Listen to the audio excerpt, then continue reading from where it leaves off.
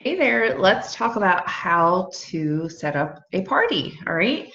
So we've just had some recent updates in July 29th, 2019. So I just wanted to walk you guys through how to do that. First of all, if you're not trying the new party tools, I highly suggest doing so. So you want to click this little slider here. All of this is going to change over to the new version starting 2020. So you want to make sure that you just try those new party tools from the get-go so you can get used to them, okay? And they are pretty intuitive and it's very useful. So it's a good thing, all right? So just try it out. All right, so to start to create a new party, you're just gonna go up here to this little plus symbol and click on create. Then create a party. And if you notice here, they've updated our options. So we now have a virtual or Facebook party. Whatever virtual option you're doing, you are going to choose virtual if you're doing a virtual party. Of course, if you're doing in person, in home party, you'll choose that. And if it's a catalog party, you'll choose catalog.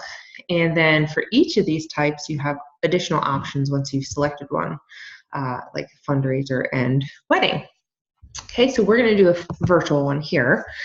And we're not going to select any of these options. This is just going to be a regular old virtual party. You will select your start date. On our team, typically we start parties on Mondays, but of course you can start it whenever you prefer. So let's just say this party is starting August 5th, okay? That will be our start date.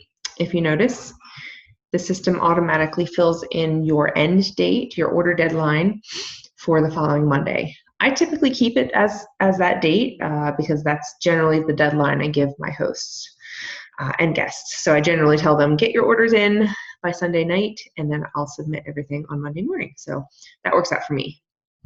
Again, you can change this if needed. If you are the consultant, if this is your first party, or if you're just doing another party where you want to be the consultant and the host, you would select this box here. If not, you'll leave that blank and fill in all the information for the host.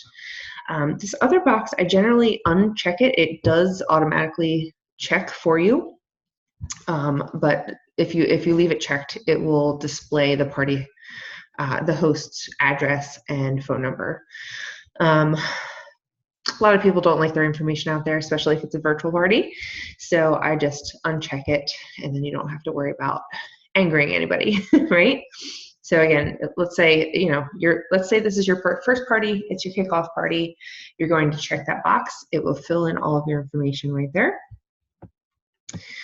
Down here, generally, I put the person's name, the host. So if it's me, if I'm the host, I'm going to say Janelle's Pamper Chef Party. Then hosted by, that will stay the same. If chances are you don't yet have the Facebook event or group set up, but you can go back in here after you create it and add that link in here. Once you have that set up, you can go back in and edit this party later. So we're going to leave that alone for right now. But this party page, so this is the information that you will give your host. That's what they're going to give to their guests to set, for them to go to the party in order. This is a very important link, okay? So generally, it'll put in the first and last name of the host and then the start date. That's what it automatically puts in. Generally, I just delete the date and keep the first initial and the last name of my host. And then if it's okay, if somebody else is using that, it generally, I think it has something below here that says, red letters, like basically that's not going to work if somebody else is using that.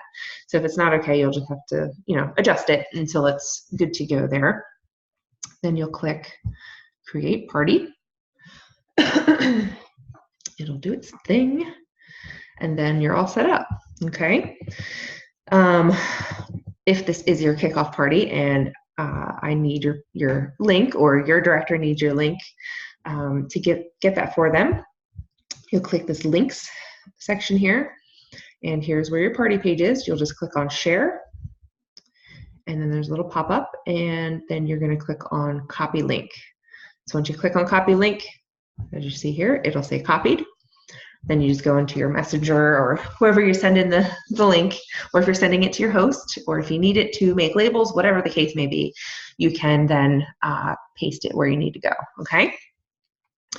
If you need to change anything like the end date or whatever that may be, you can just go into here, click on edit, and you can edit that information. Then when you're done, just click on save, and you'll be good to go.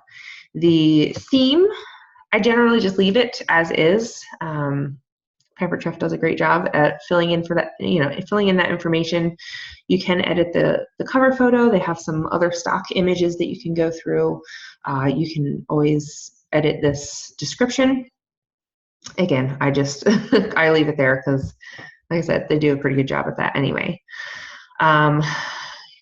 This is what it will look like when people go to the website. So this is a nice little preview live. You can see it right away, what it looks like. So that's super friendly. You can see the mobile and the desktop, so that's also fun. You can see the two different options. All right, and that's about it, I think.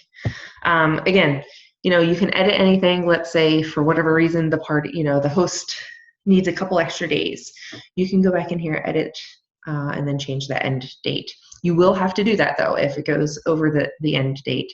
Otherwise, they won't be able to. Nobody will be able to order. The host won't be able to put in their order or anything. So just keep that in mind. Otherwise, that is it.